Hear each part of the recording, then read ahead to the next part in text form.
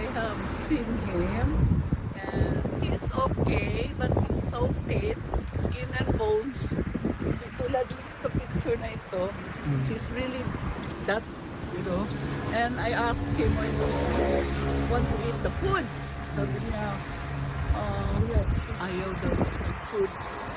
Ayaw na, and pabalik-balik daw. Hindi ba siya nilulutuan ng mga Pilipino food?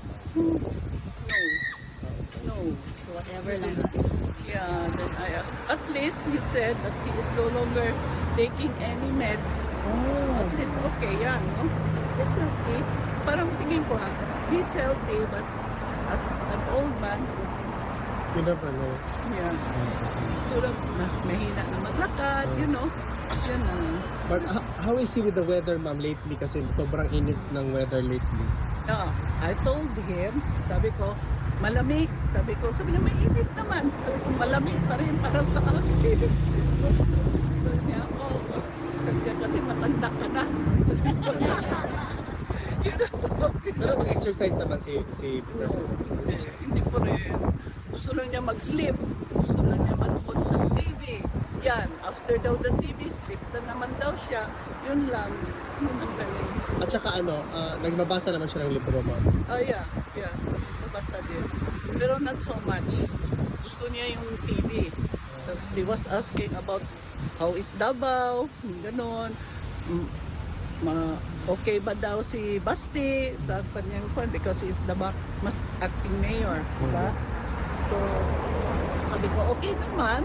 There's no problem. Sabi ko, when your grandson is also the vice mayor, sabi ko, then the other one is the congressman, the second district.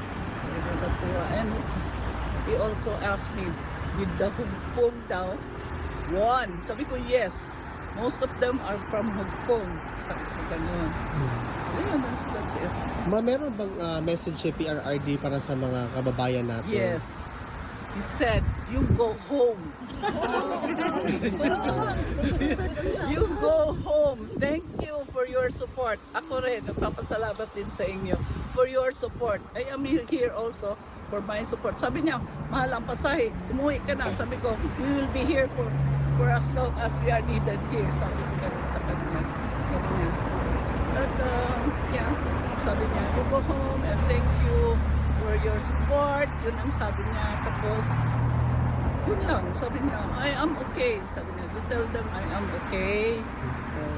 Ma'am, pwede pakisabi kay PRRD na hanggang sa dulo nandito yung mga Pilipino for Health.